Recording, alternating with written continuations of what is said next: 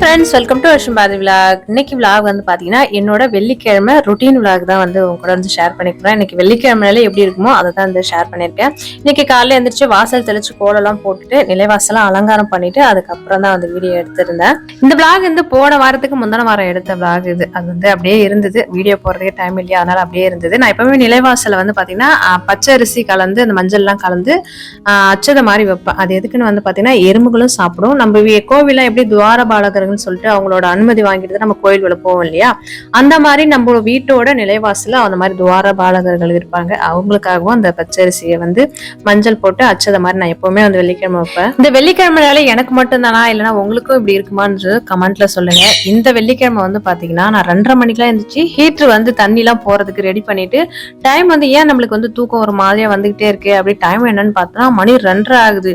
இந்த வாரம் வெள்ளிக்கிழமை வந்து 3:30 மணிக்கெல்லாம் எழுந்திரிச்சிட்டேன். அந்த மாதிரி ஏதோ வெள்ளிக்கிழமை நான் மட்டும் எனக்கு வந்து தூக்கம் வந்து தானா இதாயிடும். மற்ற நாள்லாம் வந்து பாத்தீங்கன்னா நல்லா வந்து தூங்குவேன். நல்லா தூங்கிட்டு ஓரளவுக்கு தூக்கம் இது பண்ண பிறகுதான் எந்திரிப்பேன். ஆனா வெள்ளிக்கிழமை மட்டும் எனக்கு இந்த 2:30 மணி 3:30 மணி எல்லாம் நடு நைட்டு இந்த மாதிரி எந்திரிச்சு டைம் என்னாச்சு அப்படின்னு சொல்லிட்டு பாத்துட்டே இருப்பேன். எனக்கு மட்டும் இப்படி இருக்குமா இல்ல உங்களுக்கு அப்படி இருக்குமான்னு சொல்லிட்டு கமெண்ட்ல சொல்லுங்க. இந்த மாதிரி ஏன் குழப்பி எந்திரிக்கணும், அலாரம் வச்சுட்டு தூங்கும்னு நினைச்சாலும் என் போன்ல வந்து அலாரம் எப்படி செட் பண்ணாலுமே அது அடிக்கவே அடிக்காது. அது என்னன்னே தெரியல. அதனாலதான் இந்த மாதிரி வந்து எந்திரிச்சு பாத்துட்டே இருப்பேன். நிலைவாசல் வேலை எல்லாம் முடிஞ்சுது. அதுக்கப்புறம் வந்து பாத்தீங்கன்னா பூவால அலங்காரம் பண்றது வந்து பாத்தீங்கன்னா எனக்கு அவ்வளவு பிடிக்கும். எனக்கு எவ்வளவு பூ இருந்தாலும் பத்தாது. எப்படி வந்து பூஜை ரொம்ப பூவாலே அலங்காரம் பண்ணலாம் அப்படின்னு யோசிப்பேன். நிறைய எனக்கு பூ இருந்தா நிறைய அழகழகா பார்த்து அலங்காரம் பண்ணுவோம். அந்த மாதிரி இன்னைக்கு வந்து கொஞ்சம் அலரிப்பூ வந்து பாத்தீங்கன்னா எதிர் வீட்டு ஆண்டி வந்து ஊருக்கு போயிட்டாங்களா, அதனால அவங்க செடியில் நிறைய இருந்தது சொல்லிட்டு நல்லா மாலை மாதிரி வந்து கட்டி போட்டலான்றதுக்காக அந்த மாதிரி போட்டுட்டு அதுக்கப்புறம் பிரசாதெல்லாம் ரெடி பண்ணி வச்சுட்டேன். எப்பவுமே வந்து நம்ம எந்த பூஜை பண்ணாலுமே நம்ம சாதா வெள்ளிக்கிழமை படிச்சாலுமே வெத்தலை பாக்கு வைக்கிறது ரொம்ப நல்லது. வெத்தலை பாக்கு வாழைப்பழம் வைக்கிறது ரொம்ப நல்லது. நான் செடியில வெத்தலை இருக்குன்றதால பாக்கு மட்டும் வாங்கிட்டு வந்து ஒரு பாக்கெட் வந்து வச்சுப்பேன். அப்படியே எப்ப பூஜை பண்ணாலுமே எடுத்து வச்சிருவேன். நம்ம வந்து வெத்தலை பாக்கு வச்சு எப்ப பூஜை பண்ணாலுமே பூஜை பண்றது ரொம்ப நல்லது. அந்த மாதிரி வெத்தலை பாக்கு கொடுத்து நம்ம தாம்பலம் கொடுக்கறதுமே ரொம்ப நல்லது. எந்த அளவுக்கு நம்ம தாம்பலம் வந்து கொடுக்கறதோ, நம்ம வீட்டுல வந்து வாழை இலை போட்டு சாப்பாடு வந்து போடுறதும் நம்மளோட கர்மாக்கள் வந்து குறையும் வந்து சொல்லுவாங்க. இப்ப நம்ம வீட்டுல ஒரு 10 பேர் சாப்பிடுறாங்கன்னா சாப்பிட்ட பிறகு அந்த இலையை எடுத்து போடுவோம் இல்லையா, அதனால நம்மளோட கர்மாக்கள் குறையும் வந்து சொல்லுவாங்க. நம்ம அடிக்கடி நம்ம வீட்டுல வந்து வாழை இலை போட்டு படைக்கிறது ரொம்ப ரொம்ப நல்லது. இன்னைக்கு வெள்ளிக்கிழமை கொஞ்சம் சிலைக்கெல்லாம் அபிஷேகம் பண்ணலாம்னு சொல்லிட்டு எடுத்து வச்சிருந்தேன். நேத்தே வந்து சிலையெல்லாம் வந்து தேய்ச்சி வச்சுட்டேன். காலையில எழுந்திரிச்சு அபிஷேகம் பண்ணிட்டு மஞ்சள் குங்குமம் எல்லாம் வைக்கலான்ட்டு எனக்கு வந்து அபிஷேகம் பண்ணணும்னு தோணுச்சுன்னா அதை நான் பண்ணிடுவேன். இன்னைக்கு வந்து ரொம்ப அபிஷேகம்லாம் கிடையாது. சிம்பிளா பால் அபிஷேகம் மட்டும் தான் வந்து பண்ண போறேன். எனக்கு வந்து சிலைலாம் பாக்குறதுக்கு ஒரு மாதிரியா இருந்ததுன்னா கண்டிப்பா அபிஷேகம் வந்து பண்ணிடணும் அப்படின்னு சொல்லிட்டு பண்ண ஆரம்பிச்சிடும். இப்பதான் பண்ணணும் அப்பதான் பண்ணணும் பண்ண மாட்டேன். எனக்கு ஏதாவது ஒரு வெள்ளிக்கிழமை வந்து பண்ணணும்னு தோணுச்சுன்னா வந்து பண்ணிடுவேன். அந்த மாதிரி இன்னைக்கு பண்றதுக்காக எல்லாமே எடுத்து வச்சுட்டேன். விளக்குலாம் ஏத்திட்டு அதுக்கப்புறம் வந்து அபிஷேகம் பண்றதுக்காக எடுத்து வச்சிருந்தேன். விளக்குலாம் ஏத்திட்டேன். விளக்கு ஏத்தின பிறகு பாத்தீங்கன்னா ஒரு சில விளக்குலாம் வந்து நல்லா வேகமா எரியும். ரொம்ப வேகமாவும் எரியக்கூடாது, ரொம்ப ஸ்லோவா எரியக்கூடாது. நார்மல் ஸ்டேஜ்ல வந்து எரியணும். எப்பவுமே வந்து கடவுள் வந்து பாத்தீங்கன்னா நம்ம ஒளி ரூபத்துலதான் வந்து தெரிவாங்க. நம்ம ஏத்துற விளக்குலதான் தெரிவாங்க. அதனால ஏத்திட்டேன்னா அதுக்கப்புறம் வந்து நம்ம எதுவுமே பண்ணக்கூடாது. ஒரு அட்ஜஸ்ட்மெண்ட் மட்டும் பண்ணிடணும். பெருசா இருந்ததுன்னா சின்னது மட்டும் பண்ணிட்டு அதுக்கப்புறம் விட்டுணும். வேற எதுவுமே நம்ம பண்ணக்கூடாது. அபிஷேகம் பண்றப்ப கொஞ்சமா கற்கண்டு வந்து எடுத்து வச்சிருக்கேன். அதுக்கப்புறம் தீபம் வந்து ஏத்தி வச்சிருக்கேன் ஆராதனை வந்து காமிக்கிறதுக்கு. இன்னைக்கு அந்த பக்கத்துல ஒரு மரம் மாதிரி வச்சிருக்கேன் பாத்தீங்களா, அது வந்து போன்ல வந்து நம்ம ரேடியோ மாதிரி நல்லா சவுண்டு கேட்கும். அது வந்து நம்ம ஓரளவுக்கு போன்ல வந்து கேக்குதுன்னா அதுல சொறி விட்டா வந்து கொஞ்சம் வேகமா வந்து கேட்கும். அது வந்து வெளியில கேட்காது, நம்ம ரூம் நம்ம எங்க இருக்கோமோ அங்க வந்து கொஞ்சம் அதிகமா கேட்கும். அதுல வந்து கனகதாரா ஸ்லோகம் வந்து போட்டு விட்டு அதுக்கப்புறம் அபிஷேகம் பண்ண ஆரம்பிச்சிருந்தேன். ஒரு சில டைம்ல அந்த கடவுள் ஏன் இப்படி இருக்காரு, இந்த மாதிரி ஏன் சோதிக்கிறாரு அப்படின்னு சொல்லிட்டு நினைப்பேன். அந்த மாதிரி போன வாரம் வந்து பாத்தீங்கன்னா நம்ம ஃபேமிலில ஒரு சிஸ்டர் வந்து கமெண்ட் பண்ணுவாங்க. நான் நிறைய வாட்டி அவங்க பேர்லாம் கூட சொல்லியிருக்கேன், கமெண்ட் எல்லாம் படிச்சு. அன்பு பாக்கியராஜ் அந்த சிஸ்டர் வந்து அக்கா அக்கான்னு தான் எப்பவுமே கூப்பிடுவாங்க. எதுவா இருந்தாலும் எல்லா கமெண்ட்ஸும் வந்து பண்ணிடுவாங்க. எல்லா வீடியோவுக்குமே கொஞ்ச நாளா கமெண்ட்ஸ் வந்து பண்ணவே இல்லை. என்னடா இது கமெண்ட்ஸே பண்ணல என்னன்னு தெரியல, நம்ம வீடியோ வந்து பாக்குறத வந்து விட்டுட்டாங்க போல இருக்கு நான் நினைச்சுக்கிட்டேன். ஒரு 4 நாளுக்கு முன்னாடி தான் கமெண்ட் பண்ணியிருந்தாங்க. இந்த மாதிரி என் தம்பி வந்து இந்த தூத்துக்குடியில நசரத் வெடிவிபத்து நடந்தது இல்லையா, அதுல வந்து இறந்துட்டான். வயசு வந்து 26ன்னு சொன்னேன். எனக்கு அந்த கமெண்ட் வந்த உடனே நான் படிச்சுட்டேன். எனக்கு ரொம்ப கஷ்டமாச்சு. ஏன்னா என்னோட தம்பியோட வயசும் 26 தான். ஏன் இந்த சின்ன வயசுல எதுக்கு இந்த மாதிரி கடவுள் வந்து சோதிச்சாரு? ஏன்னா அவங்க தம்பி மட்டும்தான், அப்பா இல்ல, அம்மா வந்து முடியாதவங்க. இதுக்கப்புறம் தங்கச்சி ஒண்ணு இருக்கு போல இருக்கு. இவங்க குடும்பத்தை தம்பி தான் வந்து பாத்துருக்கான் போல இருக்கு. அங்கேயே வந்து நான் அதை சொன்ன பிறகுதான் அந்த கமெண்ட்டை படிச்ச பிறகுதான் நான் டிவில வந்து எங்க வீட்டுல வந்து நெட் கனெக்ஷன்றதால நியூஸ் எல்லாம் பார்க்க முடியாது. அதுக்கப்புறம் தான் வச்ச பிறகு பார்த்தாதான் தெரிஞ்சுது. 6 பேர் அடிபட்டதுல 4 பேர் 2 பேர் அங்கேயே ஸ்பாட் அவுட் போல இருக்கு. 4 பேர் அடிபட்டு இருக்காங்க. 2 பேர் அங்கேயே வந்து இறந்திருக்காங்க போல இருக்கு. அதுல ஒண்ணு நம்ம ஃபேமிலில அந்த சிஸ்டரோட தம்பி போல இருக்கு, எனக்கு ரொம்ப கஷ்டமாயிடுச்சு. அந்த கமெண்ட்டை படிச்ச உடனே எனக்கா ரொம்ப கஷ்டமாயே அப்படியே உட்காந்து அழுதுட்டே இருந்தேன். அதுக்கப்புறம் இவர்கிட்டயும் ஷேர் பண்ணியிருந்தேன், இந்த மாதிரி கமெண்ட் பண்ணுவாங்கல்ல, அவங்க தம்பி வந்து இறந்துட்டாங்களா அப்படின்னு சொன்ன பிறகுதான் நாங்கள் சர்ச் பண்ணி பார்த்துருந்தோம். ஏன் சின்ன வயசுல 26 வயசு தான் ஆகுது, அந்த பிள்ளை வந்து என்ன அனுபவிச்சிருக்கோம், அதுக்குள்ள கடவுள் வந்து கூப்பிட்டுட்டாரே அப்படின்னு சொல்லிட்டு ரொம்ப கஷ்டமாவே இருந்தது. அந்த கமெண்ட் வந்து படிச்ச பிறகு பாத்தீங்கன்னா உடனே ரிப்ளை கூட பண்ணல. ஏன்னா வந்து இன்னையோட 16 நாள் ஆகுதுக்கா தம்பி இறந்து அப்படின்னு அந்த சூழ்நிலையும் என் கூட வந்து ஷேர் பண்ணணும்னு நினைச்சு கமெண்ட் பண்ணியிருந்தாங்களா.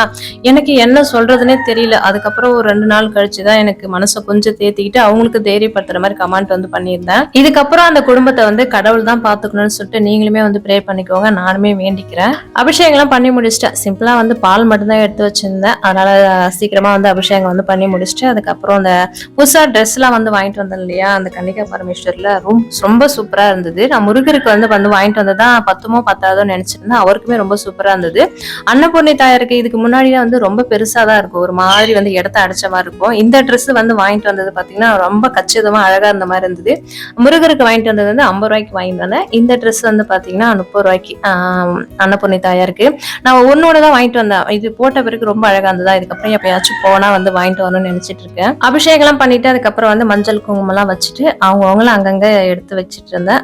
நேத்து போட்ட ஷார்ட்ஸ் இல்லாம அதுக்கு முந்தின ஷார்ட்ஸ் வந்து வெள்ளிக்கிழமை சுக்கிரவார பூஜைன்னு சொல்லிட்டு போட்டிருந்தேன். அதுல ஒரு சிலர் வந்து பாத்தீங்கன்னா அந்த வெள்ளையா இருக்குது அது என்னன்னு வந்து கேட்டிருந்தாங்க. அது வந்து கோமதி சக்கரம். பெருமாளுக்கு எப்படி சாலகிராம கல்லுல வந்து அவர் இருக்காருன்னு வந்து ஒரு நம்பிக்கை இருக்கும், அதே மாதிரி கோமதி சக்கரத்துலயும் வந்து மகாலட்சுமி தாயார் இருப்பாங்க. அதனாலதான் கோமதி சக்கரம் வந்து வாங்கிட்டு வந்து வச்சிருக்கேன். இது திருப்பதில இருந்து வாங்கிட்டு வந்து வச்சிருந்தேன். நிறைய வீடியோல வந்து ஷேர் பண்ணிருக்கேன். அது தெரியாதவங்க வந்து ஒரு சிலர் வந்து கேட்டாங்கிறதுல ஷேர் பண்றேன். பூஜை கணதை எல்லாமே ரெடி பண்ணிட்டு 6 to 7 பூஜை பண்ண ஸ்டார்ட் பண்ணிட்டேன். எப்பவுமே வந்து நான் வெள்ளிக்கிழமை நாளே 6 to 7 சுக்கிரவாரில தான் பூஜை பண்ணுவேன்னு ஒரு சிலர் என்ன ஃபாலோ பண்றவங்களுக்கு தெரியும். எதுக்காக நம்ம வெள்ளிக்கிழமை வந்து சுக்கிர ஹோரையில வந்து பூஜை பண்ணணும்னா, வெள்ளிக்கிழமை நாளே சுக்கிரவாரம் சொல்லுவாங்க. சுக்கிரன் வந்து பாத்தீங்கன்னா அந்த வெள்ளிக்கிழமைல ரொம்ப அதிபதியா இருப்பாரு. அந்த நாள்ல அந்த ஓரையில அவரை நினைச்சு விளக்கேத்தி அவருக்கு உண்டான காயத்ரி மந்திரத்தை வந்து நம்ம சொல்லி வழிபட்டா நம்மளோட கஷ்டங்கள் கவலைகள் எல்லாமே தீரும், பொண்ணும் பொருளும் சேரும்னு சொல்லுவாங்க. முக்கியமா வந்து கடன் பிரச்சனை இருக்கிறவங்க இந்த சுக்கிர ஓரையில பூஜை பண்றது ரொம்ப ரொம்ப நல்லது. ஒரு வாரம் வந்து சுக்கிர ஓரையில வந்து பூஜை பண்ணா எனக்கு எதுவுமே இதுவாகல அப்படின்னு வந்து சொல்லாதீங்க. நீங்க கண்டினியூவா வந்து எப்பவுமே வந்து வெள்ளிக்கிழமை நம்ம பூஜை பண்ணுவோம் பாத்தீங்களா, அதை வந்து நம்ம இந்த மாதிரி சுக்கிர ஓரை காலையில வந்து 6 to 7, மதியானம் வந்து 1 to 2, ஈவினிங் நைட்டு வந்து பாத்தீங்கன்னா 8 to 9. இந்த டைம் வந்து நம்ம வெள்ளிக்கிழமைனால எப்பவுமே வந்து பூஜை பண்ற மாதிரி நீங்க வந்து நினைச்சுக்கிட்டு அவனு விளக்கேத்துறப்ப பாத்தீங்கன்னா அவரை வந்து நினைச்சுக்கிட்டு அதுக்கப்புறம் காயத்ரி மந்திரம் சொல்றது ரொம்ப ரொம்ப நல்லது. காயத்ரி மந்திரம் வந்து பாத்தீங்கன்னா ரொம்ப பெருசுலாம் இல்ல, ரொம்ப சின்னதா தான் இருக்கும். போன ஷார்ட்ஸ் வீடியோல சொல்லியிருந்தேன். காயத்ரி மந்திரம் சொல்றதுன்னா கேளுங்க, நான் வந்து சொல்றேன்னு வந்து சொல்லியிருந்தேன். இது வந்து பாத்தீங்கன்னா நீங்க கூகுள்ல போய் சுக்கிர பகவானோட காயத்ரி மந்திரம் சர்ச் பண்ணாலே கண்டிப்பா வரும். இருந்தாலும் நான் வந்து சொல்றேன். அஸ்வத் வஜாய வித்மகே தனுர் ஹஸ்தாய தீமகே தன்னோர் சுக்ர பிரச்சோதயா, இதான் அவரோட காயத்ரி மந்திரம். இந்த காயத்ரி மந்திரம் வந்து பாத்தீங்கன்னா ஒரு வரி தான் இருக்குது. நம்ம சொல்லி நம்ம ஃபாலோ பண்ணிக்கிட்டா வந்து பாத்தீங்கன்னா கண்டினியூஸா சொல்ல ஆரம்பிச்சிட்டீங்கன்னா தானா வந்துடும். அதுக்கப்புறம் நம்ம பழகிடும். ஃபர்ஸ்ட் நம்ம எடுத்து சொல்றப்ப பாத்தீங்கன்னா கொஞ்சம் வாய் திக்கிற மாதிரி தான் இருக்கும்.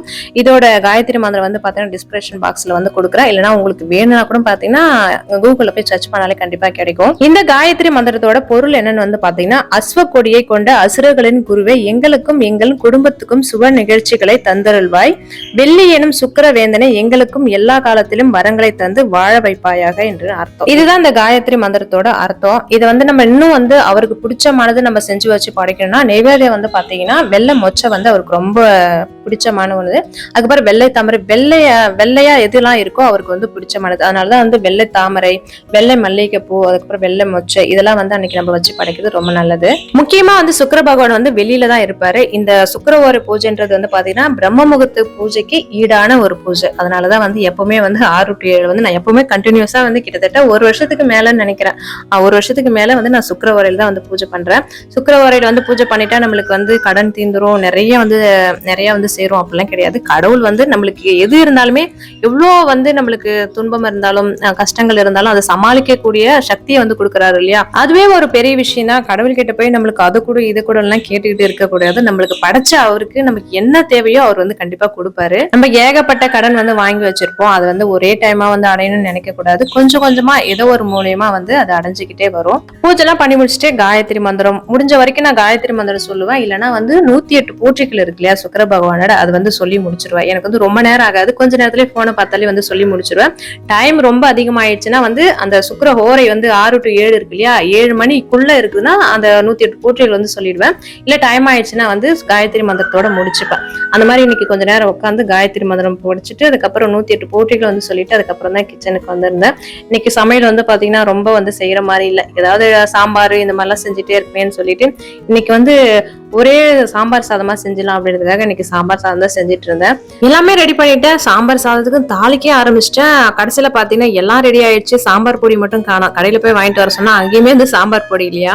டக்குன்னு என்ன பண்றதுன்னு தெரியாம சரி நாமளே மசாலா மாதிரி அரைச்சி வந்து சாம்பார் பொடி ரெடி பண்ணிடலான்றதுக்காக ஏதோ வந்து நான் சாம்பார் பொடிக்கு எனக்கு தெரிஞ்சதை வந்து போட்டு வறுத்து போட்டு செஞ்சிருந்தேன். சாம்பார் சாதம் வந்து பாத்தீங்கன்னா கடையில வாங்கியிருந்தா கூட அந்த பொடி வந்து அவ்வளோ டேஸ்டா இருந்திருக்குமா என்னன்னு தெரியல, சூப்பரா இருந்தது. இந்த மாதிரிதான் நம்ம பார்த்து பார்த்து செய்வோம். டேஸ்ட் வந்து பாத்தீங்கன்னா கொஞ்சம் கம்மியா தான் இருக்கும், ஏனோ தானே ஏதோ செய்வோம். அன்னைக்கு பாத்தீங்கன்னா டேஸ்ட் வந்து சூப்பரா இருக்கு இல்லையா, அந்த மாதிரி நல்லா இருந்தது. அன்னைக்கு ரெசிபி எல்லாம் எடுக்கல. ஃபர்ஸ்ட் எனக்கு சாம்பார் சாதம் வந்து பிடிச்சது வந்து பாத்தீங்கன்னா எனக்கு சாம்பார் சாதம் இப்போ வந்து ரொம்ப பிடிக்கும். வீட்டுல வந்து ஆறி போச்சா கட்டி ஆயிடுதா, அதாலே வந்து அதிகமா வந்து விரும்ப மாட்டாங்க. அதுல நான் அடிக்கடி செய்யறது கிடையாது. ஃபர்ஸ்ட் பிடிக்க ஆரம்பிச்சது வந்து பாத்தீங்கன்னா மைசூர் வந்து போயிருந்தோம் இல்லையா. அங்க மைசூர்ல சாமுண்டீஸ்வரர் கோயில வந்து போயிட்டு வரப்ப அங்க ஹோட்டல்ல சாப்பிட்டோமா இல்லைன்னா வந்து கோயில பிரசாதமா கொடுத்தாங்கன்னு எனக்கு தெரியல, சரியா ஞாபகம் இல்ல. ஹோட்டல் தான் நினைக்கிறேன். அங்க வந்து அதிகமா வந்து சாப்பாடுன்றது வந்து பாத்தீங்கன்னா இந்த சாம்பார் சாதம் தான் பிசிபிலா பார்த்தா இது பேரு. அவர் வந்து அவருக்கு வந்து அங்க பிடிக்கும்ன்றதால அதான் வாங்கி கொடுத்திருந்தாரு. எனக்கு ஃபர்ஸ்ட் டைம் அப்பதான் சாப்பிட்றேன்னா அதுக்கு மேல வந்து காரா பூந்தியை வந்து போட்டு கொடுக்குறாங்க. என்னடா இது சோறுல வந்து காரா பூந்தியை வந்து மேல போட்டு கொடுக்குறாங்களே, சாப்பிட ஆரம்பிச்சோம். ஆனா கொஞ்சம் சாப்பிட ஆரம்பிச்சது மேல வந்து நெய்லாம் ஊத்தி கொடுக்குறாங்களா, நல்லா வந்து திகட்ட ஆரம்பிச்சது. அப்புறம் எல்லாமே சேர்ந்து வந்து சாப்பிட்டோம். நல்லா இருந்தது, சூப்பரா இருந்தது. அதுல இருந்து எனக்கு சாம்பார் சாதம் ரொம்ப பிடிக்கும். இங்க ஓரவத்தி வந்து அடிக்கடி அந்த வீட்டுல ஒன்னா இருக்கிறப்ப செய்வாங்க, ரொம்ப பிடிக்கும். அதுக்கப்புறம் இங்க வந்து நான் அதிகமா வந்து செய்யறது கிடையாது, எப்பயாச்சும் ஒரு வாட்டி தான் செய்யுது. அதுக்குமே இவங்க பசங்களுக்கு இவருக்குலாம் வந்து சுட சுட இருக்கணும், அதை சுட சுட இருந்தா தானே சாப்பிட பிடிக்கும். அதுக்காகவே வந்து அதிகமா வந்து செய்யறது கிடையாது, எப்பயாச்சும் ஒரு வாட்டி வந்து செய்வேன். இன்னைக்கு வந்து முள்ளங்கி, கேரட்டு, பீன்ஸ், முருங்கைக்காய், கத்திரிக்காய் எல்லாமே இருந்தது. இதெல்லாம் போட்டு வந்து செஞ்சிருந்தா டேஸ்ட் வந்து சூப்பரா இருந்தது. அவர் தான் வந்து மதியத்துக்கும் சேர்த்து வந்து செஞ்சுட்டு இருந்ததால ஆறி போய் ஈவினிங் வந்து சாப்பிட்டு இருந்தாரு. இருந்தாலுமே டேஸ்ட் வந்து நல்லா இருக்குன்னு தான் சொல்லியிருந்தாரு. என்னடா இது பெங்களூர் அடிக்கடி வந்து பெங்களூர் கதையை வந்து இருக்கிறாங்கன்னு வந்து நினைச்சிக்காதீங்க. பெங்களூர்ல கொஞ்ச நாள் தான் இருந்தேன், ஒரு வருஷம் கொஞ்ச நாள் தான் இருந்திருப்பேன்னு நினைக்கிறேன். இருந்தாலுமே வந்து அங்க இருந்தது வந்து ரொம்ப பிடிச்சிருந்தது. அங்க இருந்தப்ப பாத்தீங்கன்னா இங்க வரலான்னு தோணுச்சு, இப்ப அங்க போலாமா அப்படின்னு தான் தோணுது. அங்க இருக்கிறப்ப பாத்தீங்கன்னா அதிகம் நான் வந்து நிறைய இடம் இருக்கு சுத்தி பாக்குறதுக்கு, ஆனா அந்த அளவுக்கு நான் சுத்தி பார்த்தது கிடையாது. மைசூர் வந்து போயிருக்கோம். மைசூர் வந்து அரண்மனை பார்த்தோம். அதுக்கப்புறம் சாமுண்டீஸ்வரி கோயில் வந்து போனோம். செம்ம கூட்டம் இருந்தது. அங்கதான் அந்த பிரசாதம் வந்து சாம்பார் சாதமே சாப்பிட்டு இருந்தோம். அந்த இடத்துல தான் எனக்கு பிடிச்சிருந்தது. அதே மாதிரி இது சொல்லியே ஆகணும், ஃபர்ஸ்ட் கல்யாணம் ஆன உடனே பாத்தீங்கன்னா பெங்களூர் போன உடனே தியேட்டருக்கு வந்து கூட்டு போயிருந்தாரு. ஃபர்ஸ்ட் சிங்கம் படம் அப்பதான் வந்திருந்தது, கூட்டு போயிருந்தாரு. அதுக்கு ஸ்நாக்ஸ் வந்து எனக்கு வாழைப்பூ வடை செஞ்சு எங்க மாமியாரும் எங்க ஓரத்தையும் வந்து செஞ்சு கொடுத்து அனுப்பியிருந்தாங்க. அதை டிக்கில வச்சு எடுத்துட்டு போயிட்டு சிங்கம் படம் பார்த்துக்கிட்டு அந்த வாழைப்பூ வடையில சாப்பிட்டோம். எனக்கு அது ஞாபகம் வந்து மறக்கவே முடியாது. இப்பயும் அந்த வாழைப்பூ வடை எல்லாம் செஞ்சேன்னா எனக்கு அந்த ஞாபகம் தான் வரும். ஃபர்ஸ்ட் வாழைப்பூ வடை செஞ்சு தியேட்டர்ல எடுத்து போய் சாப்பிட்டோமே அப்படின்ட்டு. ஏன்னா ஃபர்ஸ்ட் டைம் வாழைப்பூ வடை நான் செஞ்சு சாப்பிட்டது கிடையாது, அன்னைக்குதான் வந்து சாப்பிட்றேன். அதனால எனக்கு தெரியல, மறக்கவே முடியாது. சாம்பார் சாதம் வந்து நல்லா ரெடி ஆயிடுச்சு. மசாலா வந்து பாத்தீங்கன்னா நல்லா கரெக்டா இருந்தது. எனக்கு சாம்பார் சாதம் முள்ளங்கிலாம் நல்லா அந்த வாசனையோட சாப்பிட்றதுக்கு நல்லா இருந்தது, நல்லா குழன்னு. பசங்களுக்கு தொட்டுக்கிறதுக்கு வத்தல் தான் வந்து கொடுத்து அனுப்பியிருந்தேன். ஆனா வத்தல் வந்து வறுத்து வச்சேன், கவர் எல்லாம் போட்டு. ஆனா பசங்க தான் எடுத்துட்டு போறதுக்கு மறந்துட்டாங்க. ஆனா அன்னைக்கு வெள்ளிக்கிழமை டே எனக்கு அப்படிதான் போச்சு. இதோட இந்த விளாக முடிச்சுக்கிறேன். இந்த வீடியோ பிடிச்சிருந்தா லைக் பண்ணுங்க. இப்பதான் என்னோட சேனலை ஃபர்ஸ்ட் டைம் பாக்குறீங்கன்னா மறக்காம சப்ஸ்கிரைப்